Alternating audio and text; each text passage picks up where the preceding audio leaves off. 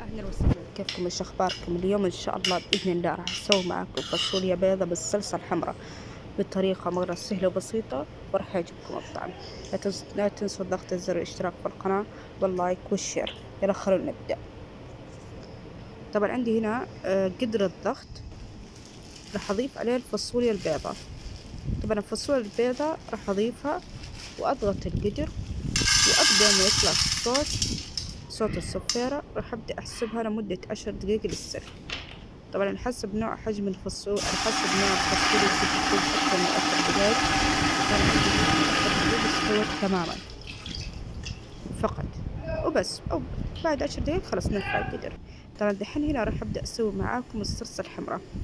عندي هنا في قدر على النار راح أضيف عليه الزيت، وراح أضيف عليه البصل المقطع على حجم متوسطة.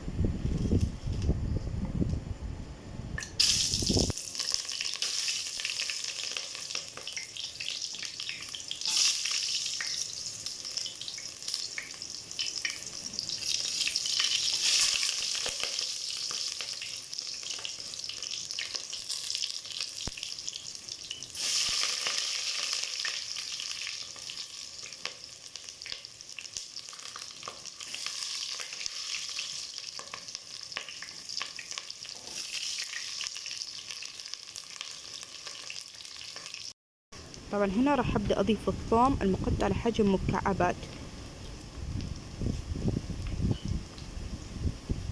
خلاص، وبعدها راح أبدأ أقلب.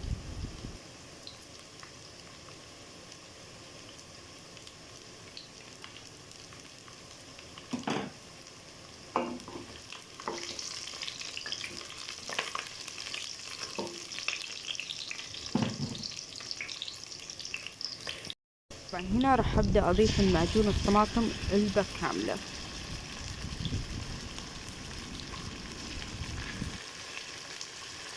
راح أبدأ أقلب كله مع بعض، وبعدها راح أضيف الموية. أول ما تبدأ تغلي خلاص كذا، خلاص نحنا انتهينا من الصلصة الحمراء، وراح أبدأ الشغل.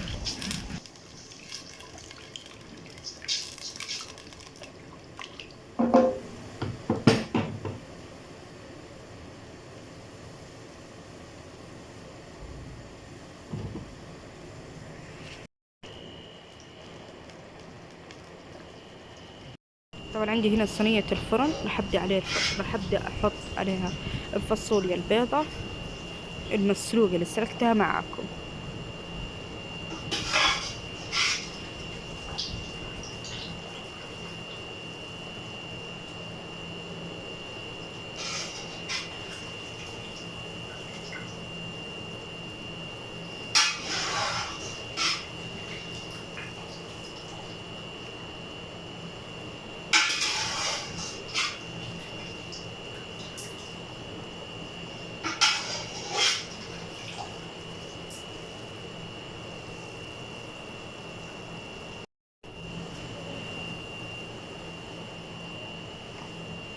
طبعا دحين راح أبدأ أصب الصلصة الحمراء اللي سويتها معاكم.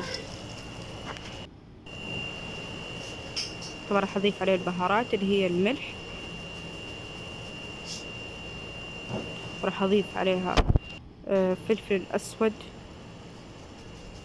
وراح أضيف كمان عليه الكمون.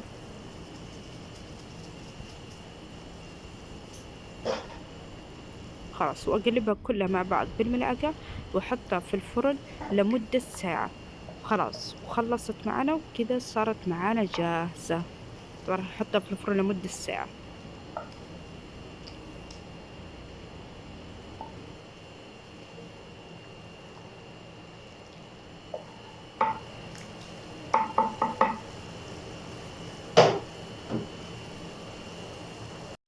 طبعا كذا دحين خلاص جهزت معانا الفاصوليا البيضة. راح أبدأ أحط الرز دحين، وراح أحط الفاصوليا البيضة.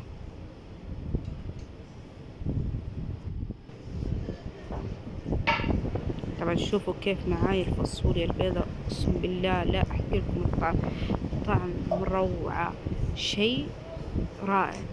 مع الرز، حابين مع الرز مع الخبز كله رائع، راح يعجبكم الطعم. طبعا بكذا أقدر أقول لكم بالعافية عليكم.